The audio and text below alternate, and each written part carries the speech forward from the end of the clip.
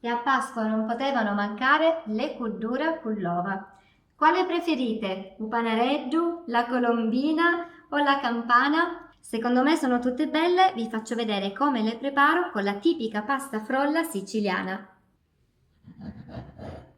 Metto in spianatoia la farina e aggiungo subito lo strutto per fare una sorta di sabbiatura.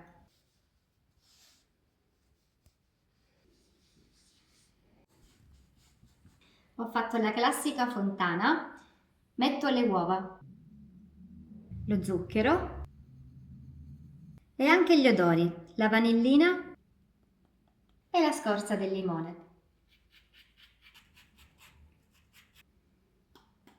2 pizzichi di sale. Inizio a lavorare con una forchetta.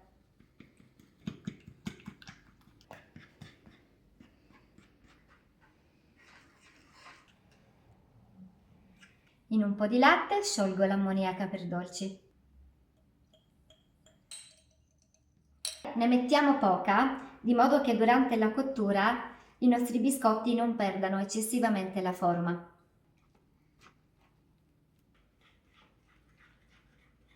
Ok, piano piano vado chiamando tutta la farina. E a questo punto impastiamo a mano.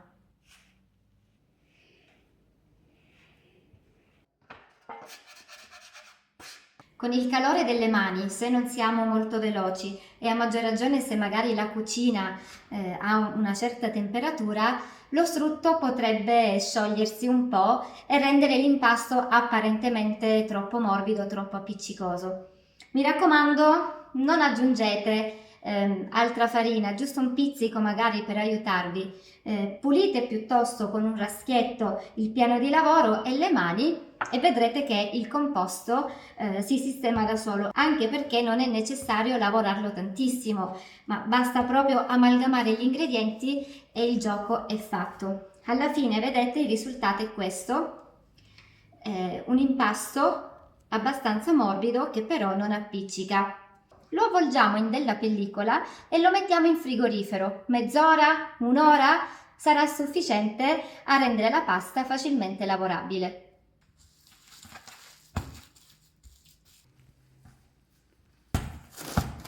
Dopo il riposo in frigorifero ci prendiamo una porzione di pasta, quella che ci serve per il momento, l'altra la avvolgiamo nuovamente nella pellicola. Un po' di farina sul piano, così ci mettiamo al sicuro. Estendiamo per ottenere un disco spesso circa mezzo centimetro. Iniziamo a fare un cestino, che era la mia forma preferita quando ero bambina e che in siciliano chiamiamo panareddu. Chi vuole farsi aiutare da sagome, magari ritagliate con dei cartoncini, può farlo tranquillamente e questo lavoretto sarà molto più semplice. Chi vuole fare a mano libera, invece, per tracciare una sorta di schizzo, può aiutarsi con un coltellino o, perché no, anche con uno stuzzicadente, come farò io. Cominciamo a fare la base del cestino. Quando la forma ci piace, allora possiamo direttamente aiutarci con il coltello ad eliminare la pasta in eccesso. E questo è il corpo principale del nostro panareddu. Io, per non rischiare di rovinarlo successivamente, lo sistemo già su un foglio di carta forno. I ritagli di pasta li lavoriamo brevemente e li riutilizziamo. Manca il manico del cestino e lo realizzo con una treccia che andiamo a fissare pigiando sulla base.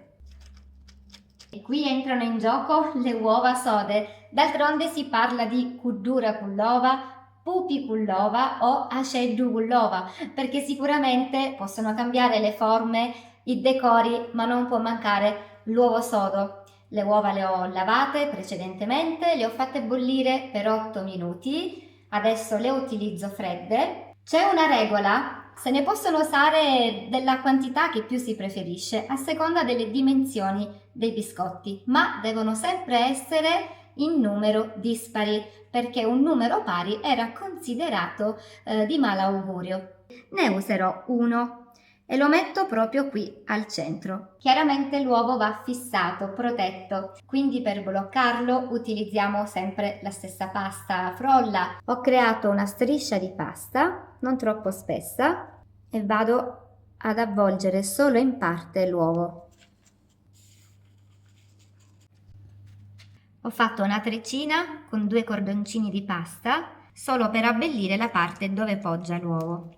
Abbellite come più vi piace. Per terminare spennelliamo con un tuorlo diluito con poco latte. Un'altra presenza costante sono gli zuccherini colorati, codette, palline. Vedete come la carta forno ci viene in aiuto. E cominciamo a cuocere il primo panareddu. E adesso preparo un'altra forma tipica, la colomba, la colombella, il simbolo per eccellenza della Pasqua.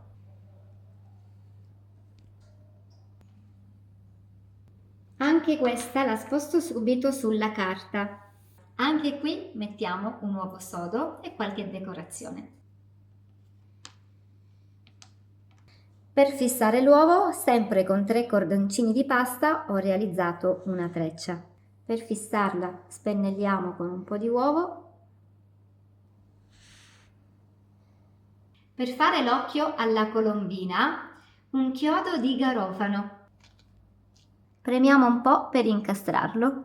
Ho realizzato un'altra colombina così da cuocerne 2 insieme.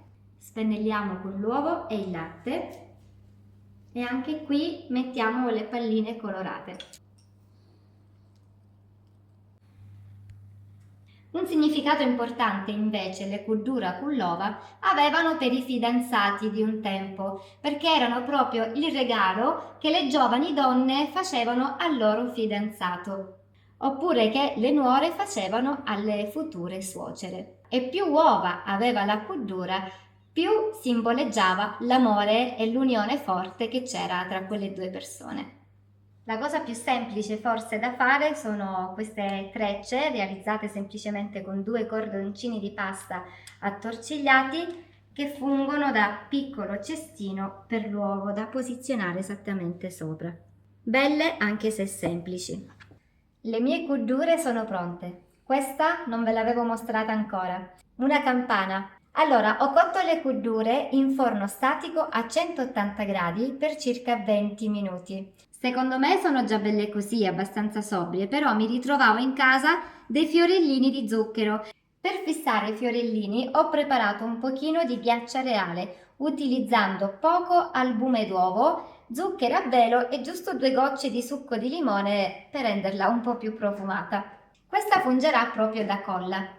Ne metto un pochino sul retro del fiore e lo posiziono sopra.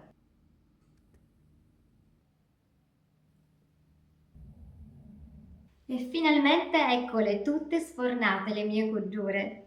Allora, abbiamo fatto insieme un panareddu, la campana, la classica colombina e poi le kudure più piccole a forma di ciambellina. Tutte insieme così portano tanta allegria, per me è una gioia vederle perché mi riportano indietro di tantissimi anni, anche se sono ancora giovane. Nella mia famiglia c'è l'usanza di portarle a tavola proprio il giorno di Pasqua, ma ancora di più a Pasquetta ce le portiamo in giro, specialmente se facciamo delle scampagnate. Con questa scusa mangiamo sia l'uovo sodo insieme ad altri piatti salati e poi abbiamo anche il dolce, questo biscotto gustoso e colorato che piace tanto ai bambini. Scrivete nei commenti invece qual è la tradizione nella vostra regione. So comunque che biscotti molto simili si fanno anche in altre regioni d'Italia e le tradizioni sono tutte belle. Ne approfitto per augurarvi già buone feste e una serena Pasqua. Un grande abbraccio a tutti. Ciao!